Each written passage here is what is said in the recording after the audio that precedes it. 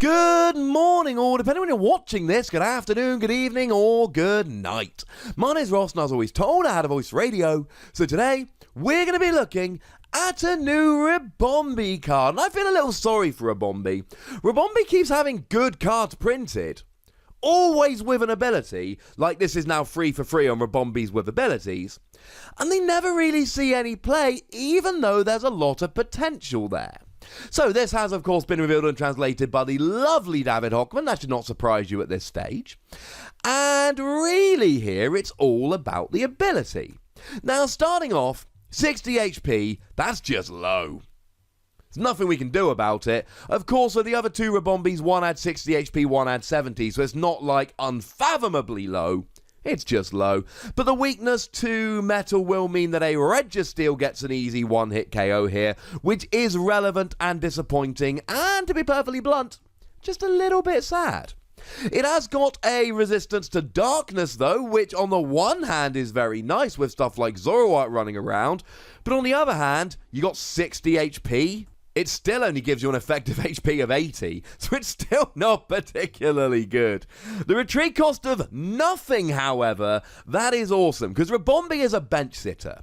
And any time you have a bench sitter, you want it to have free retreat, so that your opponent cannot strand it in the active with Guzma, though as we're going to see, that's actually not a concern for Ribombee.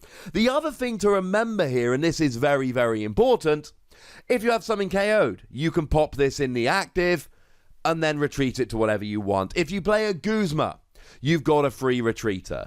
In an age without Floatstone, which is the age into which we're moving, free retreaters become exponentially more important, and this is one of them. But I keep talking about this ability. I keep alluding to it being good. What does it actually do? Well, according to David, it says, while this Pokemon is on your bench, prevent all effects of your opponent's supporter cards done to your fairy Pokemon in play. So think of it as very, very similar to Primal Groudon's Omega Barrier, or as I like to think of it, the promo Regirock's Omega Barrier, because I top cut some tournaments with Quad Regirock and it's still one of my favourite decks ever. Now, Omega Barrier did stop all trainer cards, not just supporters, but this is just supporters. And obviously, straight off the bat, the big one here is Guzma. It means that any of your fairy Pokemon cannot be dragged into the active using a Guzma. That is phenomenal, ladies and gentlemen. Now, if you have any non-fairy Pokemon on your bench, then your opponent can just Guzma them up. But as long as you've got a bench of fairy Pokemon, none of them can be Guzma'd into the active.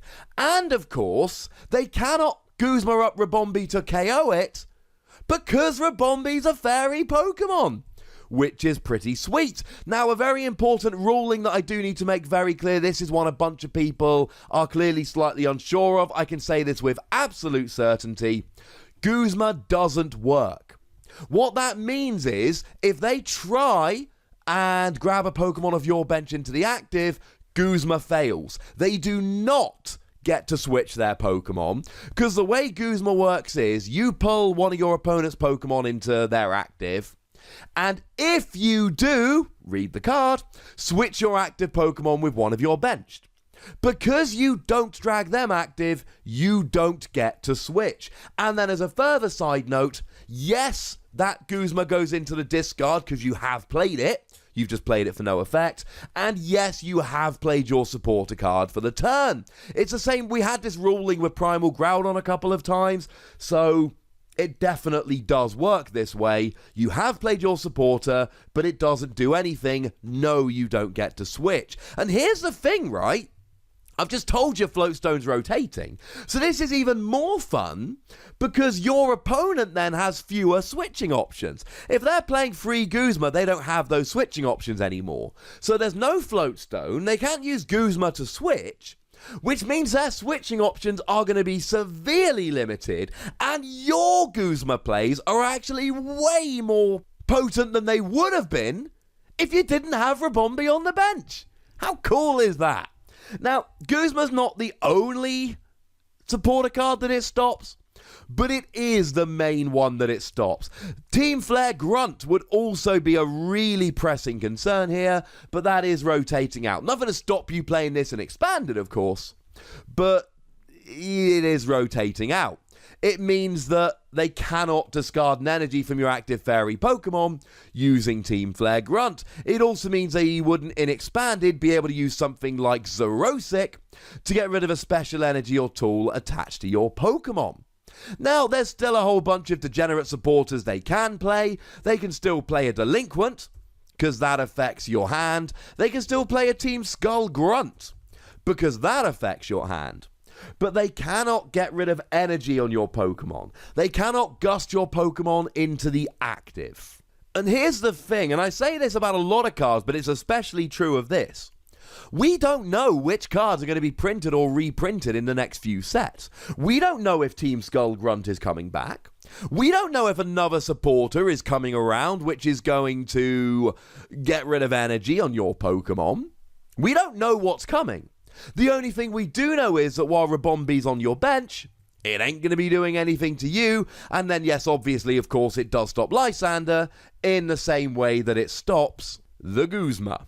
And actually, I should probably mention here, although it's not particularly good, not really seeing any play, Cyrus Prism Star here would not be able to get your Pokemon off the bench. And what's especially good about Cyrus is that it says your opponent chooses 2 bench Pokemon and shuffles the others and all cards attached to them into their deck.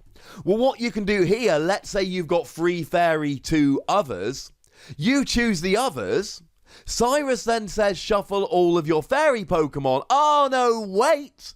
Ribombee stops you doing so. Again, Cyrus isn't seeing any play, and I don't think people would necessarily fall for it, but it's a really fun interaction to think of, that you could just essentially designate all of your fairy Pokemon to be shuffled back, and then laugh because they don't get shuffled back. And this is an ability in a post-rotation world. So Garbodor is going away. In Expanded, we've even had Hexmaniac banned now. So in terms of ability locking, we've got Glaceon GX. Oh no, wait, that only blocks GXs. We've got Alolan Muck. Oh no, wait, that only blocks basics. So essentially, we've got Slacking here, which blocks all abilities when it's in the active, though it's an alright attacker, but it's a little bit slow. Which means the only way your opponent can actually affect your fairy Pokemon using supporter cards here is to have a Slacking in the active, which will probably happen occasionally, but I feel fairly confident in assuming it's not going to happen very often. And then, of course, as a whole bunch of people have suggested, this could make Sylveon GX even worse than it currently is. You see, Sylveon GX is a deck whereby you search your deck for any free cards, put them into your hand, and then you've got crazy consistency coming out of the wazoo. Well, with N rotating out, it's going to be harder to disrupt Sylveon. People are going to have to use Judge, but I really don't see that being played in the same numbers. And by not the same numbers, I mean not even remotely close to the same numbers. And then, of course, you can have Ribombee on your bench. Now, your opponent can still gust up an Eevee using a Guzma, but they can't do any of your other fairy Pokemon. You can put a Routes on the bench, because we all know that these tend to play a 1-0-1 line of Gardevoir.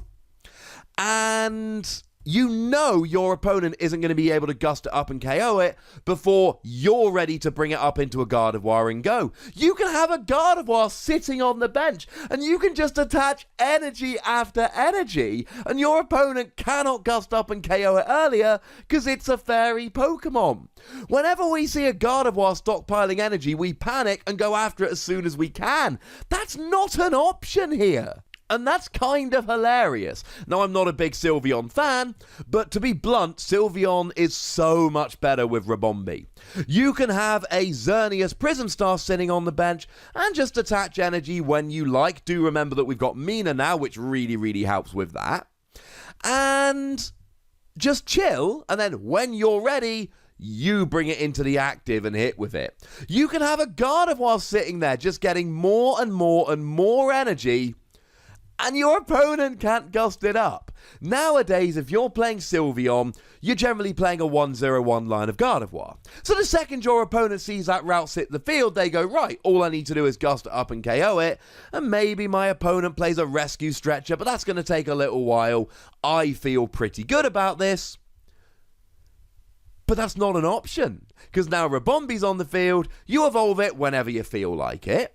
You attach energy as and when you feel like it, you bring it active as you feel like, and your opponent basically has no choice but to get KO'd and cry.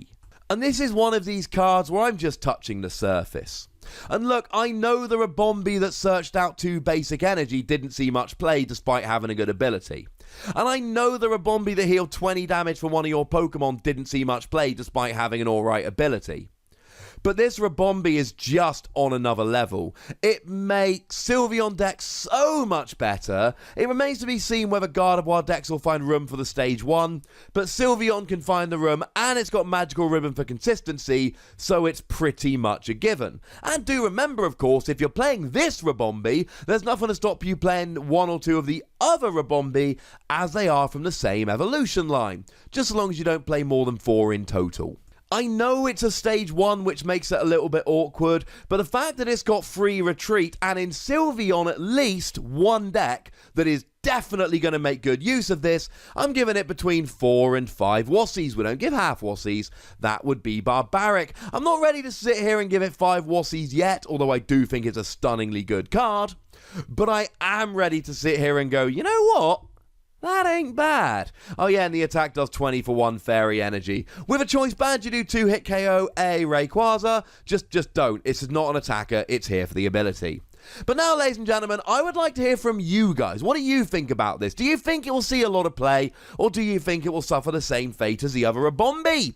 And how good do you think Sylveon's going to be with this? Go nuts! But be nice. Make sure you like this video, subscribe to this channel, follow me on Twitter @TheWassie, and Twitch for some live action at twitch.tv/PTCGRadio. If you want to support the channel, get some bonus podcasts and all of that, head on over to patreon.com/PTCGRadio, where you can do exactly that. But by far the most important thing, as always, is to look after yourselves until next time. Thank you very much for watching. My name's Ross, and you've been watching PTCG Radio.